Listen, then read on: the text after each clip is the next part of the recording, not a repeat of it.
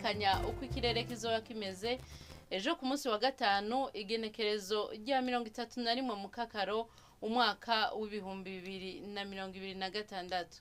Imbere y'umutaga hitezwe ikirere kizoba kirimo izuba n'ibicu bike bike mu ntara zose zigize igihugu cacu. Ibipimo vy'ubushuhe bizoba biri hasi kurusha ahandi bikazokwibonekeza imuramvya mu ntara ya Gitega kuri dogere Celsius 13. Inyuma y'umutaga hitezwe naho nyene ikirere kizoba kirimo izuba n'ibicu bike bike mu gihugu cose. Ibipimo vy'ubushuhe bizoba biri hejuru kurusha ahandi bikazokwibonekeza mu Cibitoke mu ntara ya Bujumbura kuri dogere Celsius 31.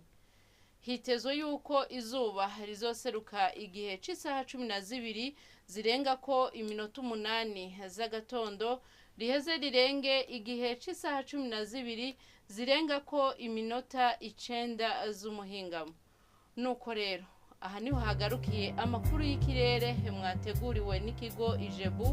Adeline Ngeze buhoro nije nayabashikirije, mwakoze kuyakurikirana.